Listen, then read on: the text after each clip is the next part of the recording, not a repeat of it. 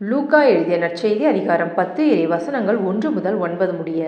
இதற்கு பின்பு ஆண்டவர் வேறு 72 பேரை நியமித்து அவர்களை தாம் போகவிருந்த எல்லா ஊர்களுக்கும் இடங்களுக்கும் தமக்கு முன்னே இருவர் இருவராக அனுப்பினார்.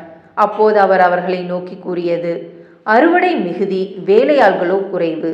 ஆகையால் தமது அறுவடைக்கு தேவையான வேலையாள்களை அனுப்பும்படி அறுவடையின் உரிமையாளரிடம் மன்றாடுங்கள். புறப்பட்டு போங்கள். ஓநாய்களிடையே ஆட்டுக்குட்டிகளை அனுப்புவது போல் உங்களை நான் அனுப்புகிறேன். பணப்பையோ வேறு பையோ மிதியடிகளோ எதுவும் நீங்கள் எடுத்து செல்ல வேண்டாம். வழியில் எவருக்கும் வணக்கம் செலுத்த வேண்டாம். நீங்கள் எந்த வீட்டுக்குள் சென்றாலும் இந்த வீட்டுக்கு அமைதி உண்டாகுக என முதலில் கூறுங்கள். அமைதியை விரும்புபவர் அங்கு இருந்தால் நீங்கள் வாழ்த்தி கூறிய அமைதி அவரிடம் தங்கும். இல்லாவிட்டால் அது உங்களிடமே திரும்பிவிடும். அவர்களிடம் உள்ளதை நீங்கள் உண்டு குடித்து அந்த வீட்டிலேயே தங்கியிருங்கள். ஏனெனில் வேலையாளர் தம் கூலிக்கு உரிமை உடையவரே. வீடு வீடாய் செல்ல வேண்டாம். நீங்கள் செல்லும் ஊரில் உங்களை ஏற்றுக்கொண்டால் உங்களுக்கு பரிமாறுவதை உண்ணுங்கள். அங்கு உடல்நலம் குன்றியோரை குணமாக்கி இறையாட்சி அவர்களை நெருங்கி வந்துவிட்டது என சொல்லுங்கள். இது கிறிஸ்துவின் நற்செய்தி.